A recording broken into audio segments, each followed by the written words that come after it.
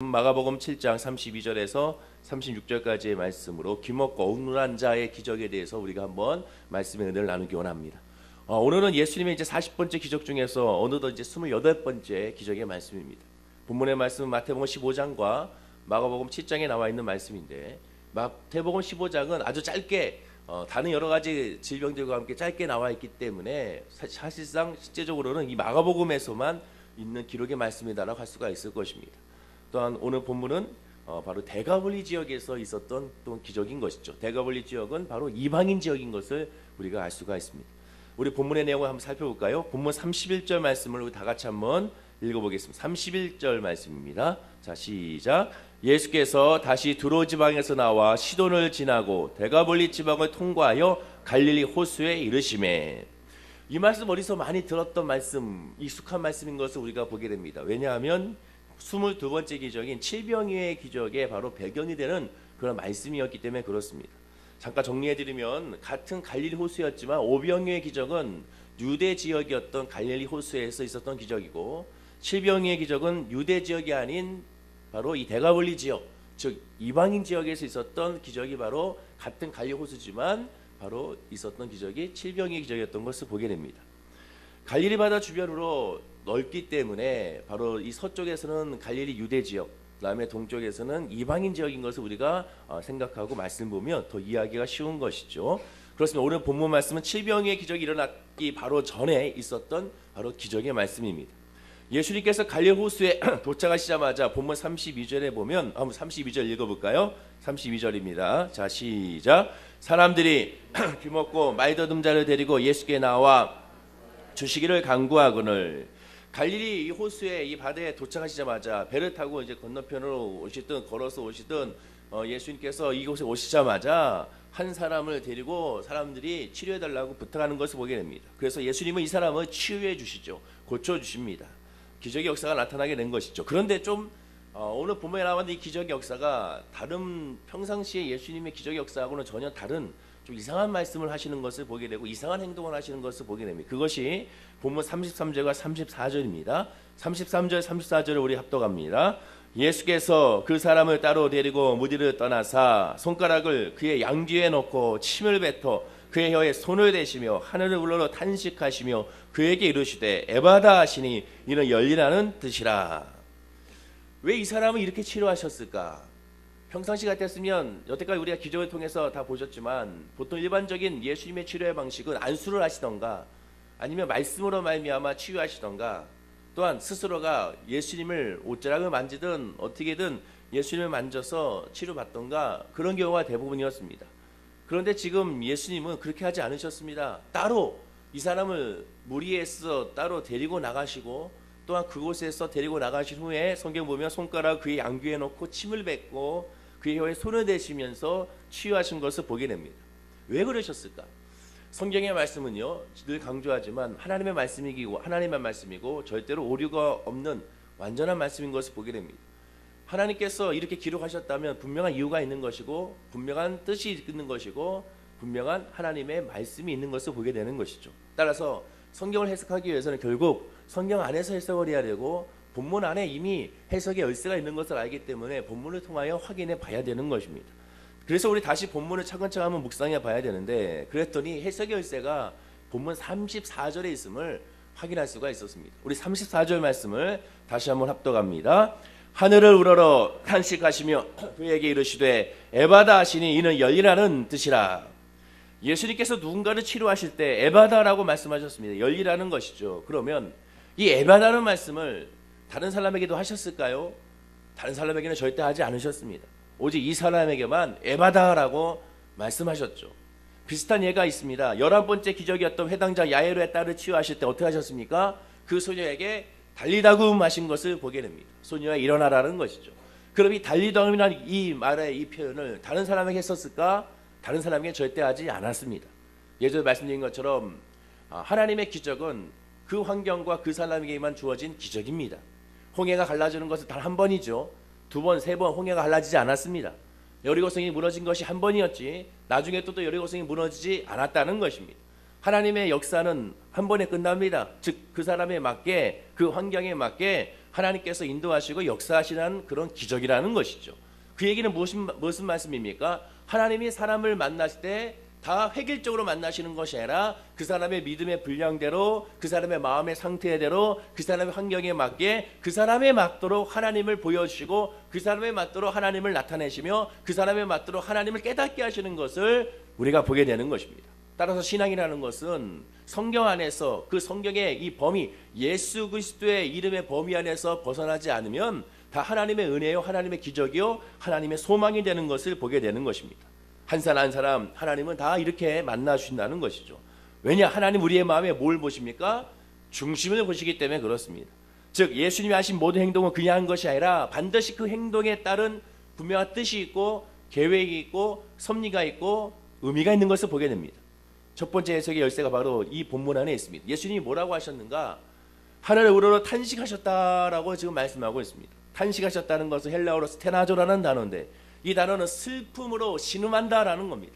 탄식하셨다는 것이 한숨을 쉬는 것이 아니라 슬픔 가운데 아파하면서 신음을 내는 그러한 단어의 뜻이 이 안에 담겨져 있고, 그리고 이 스테나조라는 단어는 그로 말미암아 사람으로 하여금 기도하도록 만드는 깊은 탄식이다라고 표현합니다.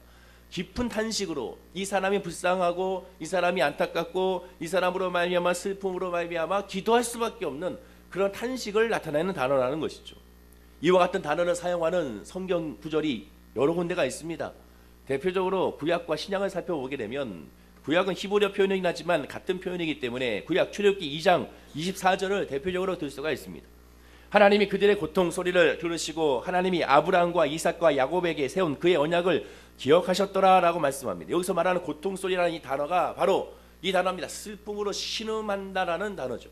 이스라엘 백성들이 이 애굽에서 노예 생활을 하면서 슬픔으로 신음하고 있는 그 음성을 하나님께서는 들으셨다라고 말씀하는 그 단어입니다. 신약에서는 로마서 8장 22절의 단어입니다. 같은 헬라어이기 때문에 같은 단어를 사용합니다. 피조물이 다 이제까지 함께 탄식하며 함께 고통을 겪고 있는 것을 우리가 아느니라라는 말씀이죠. 여기에 말하는 함께 탄식하며, 함께라는 쉬라는 단어와 스테나조라는 단어를 겹쳐서 함께 탄식했다라고 표현합니다. 즉 깊은 슬픔과 깊은 아픔과 깊은 절망 가운데 있는, 궁율 가운데 있는 그런 불쌍한 가운데 있는 그런 탄식이라는 것이죠. 그렇다면 무슨 뜻이 됩니까? 예수님은 즉 이 사람을 향하여 안타깝고 슬픔을 인하여 신음하고 통곡하고 계신다는 것입니다. 그리고 이러한 예수님의 슬픔과 신음이 무엇으로 이어지느냐? 본문 8장 22절의 말씀처럼 피조물이 다 이제까지 함께 탄식하며 함께 고통을 겪고 있는 것을 우리가 아느니라. 즉 피조물 아무개가 저와 영이 바로 이 사람이, 여러분의 이름이, 여러분이 고통받고 힘들어하고 안타깝게 하는 것을 누가 아느냐? 우리가 성부, 성자, 성령 하나님께서 아신다라고 말씀하고 있는 것이죠. 하나님이 그것을 아시고 그것으로 말미암아 탄식하시고 안타깝게 여기시고 구하고 간구하고 있음을 성경은 말씀해주고 있는 것입니다. 그리고 이 탄식과 고통을 우리가 아신다고 하시면서, 즉 하나님이 아신다고 하시면서, 성부, 성자, 성령 하나님이 아신다고 하시면서 뭐라고 말씀하시느냐? 바로 그 다음 절에 이와 같이 성령도 우리의 연약함을 도우시나니 우리는 마땅히 기도할 바를 알지 못하나 오직 성령이 말할 수 없는 탄식으로 우리를 위하여 친히 간구하시니라. 말할 수 없는 탄식으로 우리를 위하여 간구하시는 그 역사가 어떻게 나타나느냐? 바로 우리가 힘들어하고 우리가 고통스러워하고 우리가 안타까워하는 것을 바로 하나님께서 슬픔으로 우리를 위하여 기도해 주신다. 성령께서 기도해 주신다라고 말씀하는 겁니다.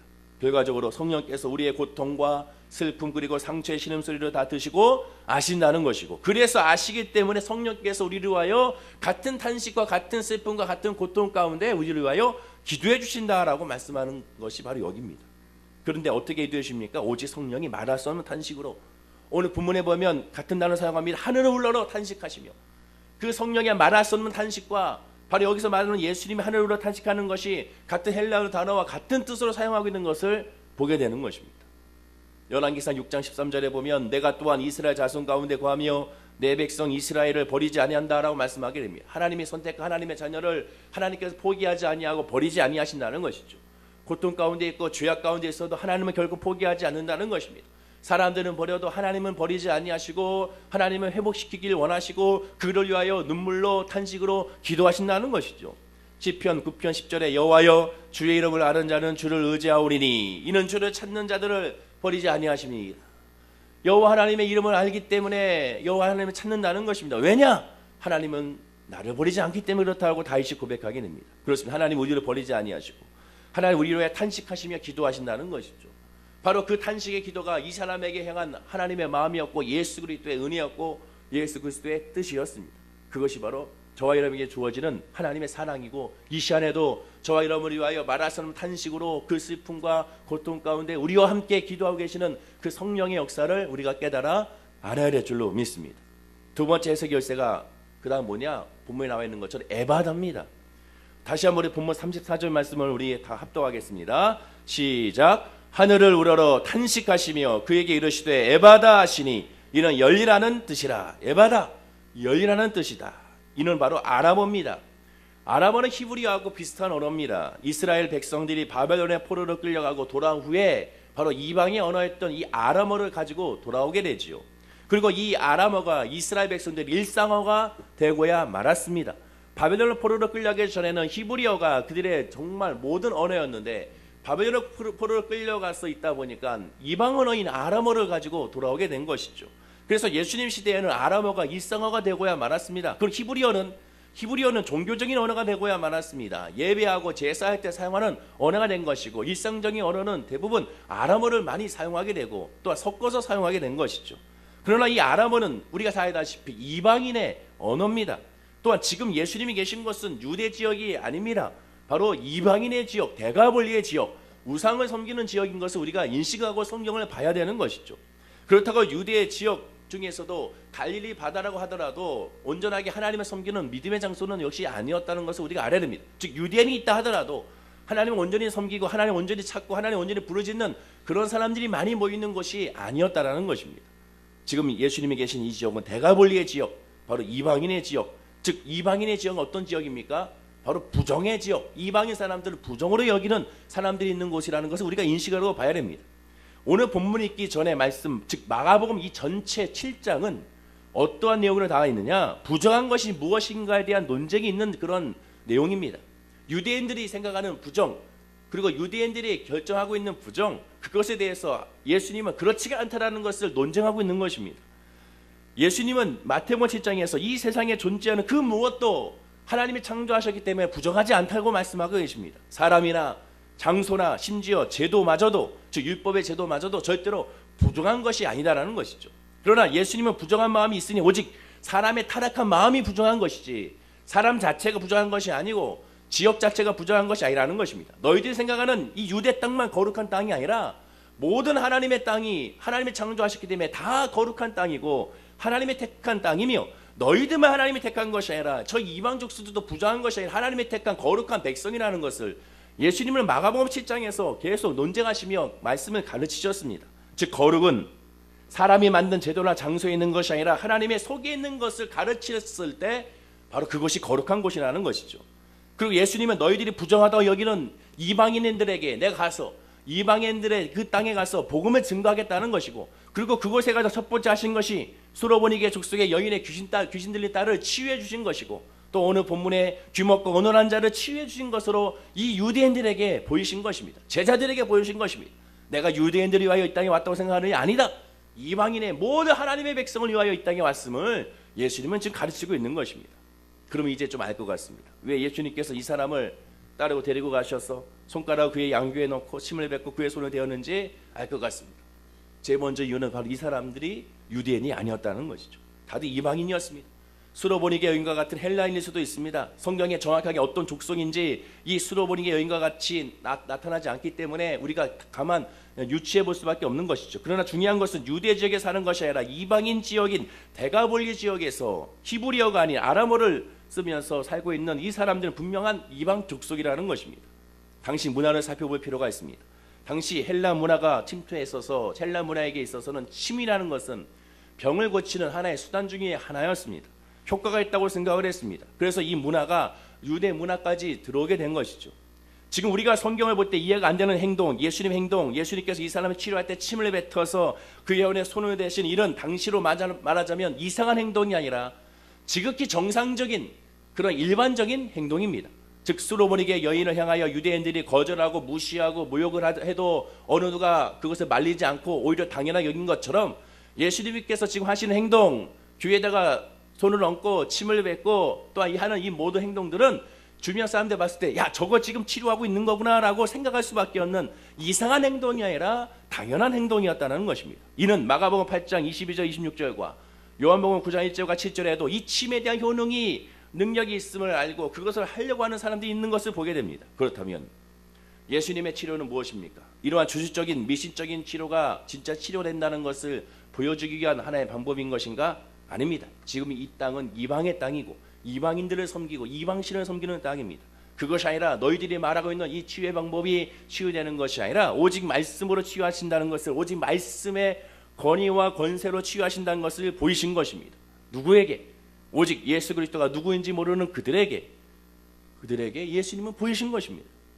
나병에 걸린 나만 장군을 한번 생각해 보십시오. 나만 장군은 아람 왕의 군대 장관입니다. 자기의 여종에게 하나님의 선지자 엘리사의 이야기를 듣게 되죠. 바로 엘리사 선지자를 찾아가면 치유받을 수 있다는 것입니다. 그 사람은 하나님의 선지자이기 때문에 그렇다는 것이죠. 그래서 엘리사를 열심히 찾아갑니다. 수많은 또한 선물들을 가지고 찾아가게 되죠. 엘리사 선지자는 그런데 만나주지 않고 대수롭지 않게 이렇게 말합니다. 요단강에 몸을 7번 씻으라는 것이죠. 만나서 자기가 군대 장관인데 자기를 만나서 말하는 것도 아니라 그것도 다른 사람을 보내가지고 간단하게 요단강에 7번 물에 들어갔다 나와라. 그러면 치료받는다는 그런 짧은 그런 대답만 해주고 절대로 눈에 보이지 않았습니다. 나아만의 반응이 어땠습니까? 그는 분개했습니다. 노했습니다. 열왕기하 5장 11절에 나아만이 노하여 물러가며 이르되 라고 말합니다. 화를 냈죠. 그리고 왜 화를 냈습니까? 내 생각에는 그가 내게로 나와서서 그의 하나님 여호와 이름을 부르고 그의 손을 그 부위 위에 흔들어 나병을 고치게 하였도다. 왜 이렇게 했습니까? 당시의 치료의 관행이 이런 모습이었습니다. 주술적인 모습이었죠. 흔들면서 치료하는 과정이 있었기 때문에 그렇습니다. 그런 주술적인 모습이 그런 치료하는 모습이 자기가 생각했을 때는 그렇게 해야 내가 치료받는다고 생각한 것입니다. 그러나 하나님은 그런 방법으로 사용하지 아니하시죠. 나아만이 생각하는 치료는 당시의 문화적인 치료였지만 일상적인 치료였지만 그러나 엘리사 선지자의 치료는 그의 생각을 다 고치는 것이었습니다. 그렇지가 않다는 것이죠. 하나님의 치료의 역사는 하나님이 하신다는 것이고 하나님의 뜻과 하나님의 방법과 하나님의 계획대로 하신다는 것입니다. 예수님께서 이 사람을 따로 데리고 가셔서 손가락을 그의 양귀에 놓고 침을 뱉어 그의 혀에 손을 대었을 때 주변 사람들은 야, 이 사람은 정말 치료받는구나 라고 다들 생각을 했을 것입니다. 왜? 그렇게 해왔으니까. 주변 사람들은 와 하고 탄성을 지르렀을 것입니다. 이제 예수님께서 이 사람을 완전하게 치료하시는구나 라고 생각했을 것입니다. 당연히 그런 식으로 치료를 많은 사람들이 노력을 했기 때문에 그렇습니다. 그런데 대반전이 일어나게 됐죠. 그 반전이 바로 본문 34절입니다. 자, 우리 34절 말씀을 그래서 다시 한번 합독하겠습니다. 하늘을 우러러 탄식하시며 그에게 이르시되 에바다 하시니 이는 열리라는 뜻이라. 완전 반전이 일어난 것입니다. 그렇게 해서 치료하신 것이 아니라 그렇게 해서 계속 주술적인 행동을 하는 것이 아니라 자료를 찾아봤더니 그런 주술적인 행동을 1회에 끝나는 것이 아니라 여러 번에 걸쳐서 한다고 말하고 있습니다. 즉 여러 번에 걸쳐서 시간을 가지고 치유하는 그런 모습을 당시에 보였던 것이죠. 그러나 예수님은 그렇지 않음을 이렇게 해서 치유가 되지 않는다는 것을 그들에게 보이신 것입니다. 무엇으로? 말씀으로. 에바다, 열리라는 뜻으로 당시 많은 사람들이 알고 있는 단어로 예수님께서는 단지 말씀 하나로 그를 치유하신 것을 보게 되죠. 그 결과가 35절입니다. 다 같이 우리 합독합니다. 그의 귀가 열리고 혀가 맺힌 것이 곧 풀려 말이 분명하여졌더라. 주술적인 행동은 오래 걸립니다. 주술적인 행동은 시간이 많이 걸리고 그만큼 그 사람을 힘들게 합니다. 여러분 잘 아다시피 구판을 벌이는 것이 보십시오. 구판이 일회성이 끝나는 것이 아니라 오랜 시간을 가지고 하는 것을 보게 됩니다. 당시도 마찬가지였습니다. 당시에 의학적인 발달이 없었기 때문에 이런 주술적인 행동을 할 수밖에 없는 것이. 그러나 예수님은 주술적인 것으로 치료받는 것이 아니라 오직 예수 그리스도의 말씀으로 치료받는다는 것을 예수님은 반전시키신 것입니다. 37절 말씀 볼까요? 37절 말씀입니다. 자, 시작. 사람들이 심히 놀라 이르되 그가 모든 것을 잘하였도다. 못 듣는 사람도 듣게 하고 말 못하는 사람도 말하게 한다 하니라. 사람들은 놀랍게 여겼습니다. 그러나 여러분 이 장면을 보고 이방인들은 몰라도 함께 있는 이스라엘 백성들, 특별히 제자들은 다음의 말씀이 떠올라야 됩니다. 이사야 35장 5절과 6절입니다. 읽어드리면 그때 맹인의 눈이 밝을 것이며 못 듣는 사람의 귀가 열릴 것이며 그때에는 저는 자는 사슴같이 뛸 것이며 말 못하는 자의 혀는 노래하니니 이는 광야에서 물이 솟겠고 사막에서 시내가 흐를 것입니다. 그때가 언제입니까? 메시아가 임할 때. 하나님의 아들 예수 그리스도가 임할 때 맹인이 눈이 밝아지고 또한 못 듣는 사람의 귀가 열리며 혀는 말 못하는 자의 혀는 노래한다라고 찬양한다라고 말씀하게 됩니다. 이스라엘 백성들은 제자들은 늘 이 말씀을 묵상하며 배우고 암송했던 사람들입니다. 그러면 지금 예수님께서 말씀으로 말미암아 귀를 열리게 하고 말을 못하는 자에게 말이 터지게 했다면, 그것도 말을 잘하게 했다면 이 모습을 보더라도 와, 이분은 메시아구나, 이분은 정말 예수 그리스도구나, 지금 내가 만난 예수님, 지금 우리가 함께하고 있는 예수 그리스도, 지금 말씀을 나누는 이 예수 그리스도가 바로 우리의 메시아구라는 것을 고백하고 깨달아야 되는데 여전히 그걸 깨닫지 못하고 그저 놀랍게만 여기고 있는 안타까운 모습을 보게 되는 것입니다. 마태복음 1장 21절에 아들을 낳으리 이름을 예수라 하라, 이런 그가 자기 백성을 그들의 죄에서 구원할 자이심이라 하니라 라고 말씀하게 됩니다. 우리가 믿는 예수 그리스도, 그분은 메시아고 하나님의 아들이고 전지전능하신 야훼 하나님이십니다. 하나님이시기 때문에 하나님이 역사하시고 하나님이 이루시면 막을 자 없고 방해할 자 없으며 그것을 뜯어 말릴 수가 없는 것을 보게 됩니다. 또 하나님이 역사하시는 것은 우리의 생각을 뛰어넘어서 반전시키셔서 하나님의 계획과 하나님의 뜻대로 어마어마한 기가 막힌 크고 비밀한 역사로 저와 여러분에게 인도하신다는 것을 기억하고 깨달아 알아야 되는 것입니다. 그것을 믿고 그것을 바라는 것이 바로 믿음의 사람의 모습이죠. 예수님께서 저와 여러분의 가정과 삶 가운데 예배다라고 말씀하시면 열리게 되는 것입니다. 누가 뭐라도 열리는 것입니다. 아무리 사단이 방해해도 열리게 되는 것입니다. 아무리 사람들이 가서 그것을 못 열리게 하더라도 열릴 수밖에 없는 것이 바로 하나님의 말씀의 능력과 권위와 권세가 되는 것입니다. 우리가 지금 예배하는 그 하나님이 바로 그런 하나님이라는 것을 믿고 그 하나님께 온전히 내어 맡겨서 어떠한 문제와 어떤 아픔과 어떤 상태라도 주님께서 내 고통을 함께 하시고 나를 위하여 기도하신다는 깨닫고 내 생각에는 이렇게 응답받기 원합니다는 것이 아니라 주님의 뜻과 주님의 계획대로 응답받기 원한다고 다 맡길 수 있는 그런 신앙이 오늘 이 새벽에 저와 여러분의 믿음과 예배가 되어야 될 줄로 믿습니다. 왜냐? 하나님의 손에 있을 때가 가장 완벽한 것이고 하나님이 하셨을 때가 완벽한 하나님의 은혜가 되기 때문에 그렇습니다. 오늘도 이 말씀을 통하여 다시 한번 하나님을 바라보시고 내가 기도하는 예수 그리스도를 바라보시고 그 은혜 안에서 기뻐하는, 그리고 오늘 하루도 승리하는 우리 모든 월계승목회 성도님이 되기를 간절히 축원하고 기도드립니다. 아멘. 기도하겠습니다. 아버지 하나님, 오늘 말씀을 통하여 하나님께서 하나님의 뜻대로 하나님의 계획으로 인도하시는 것을 보게 됩니다.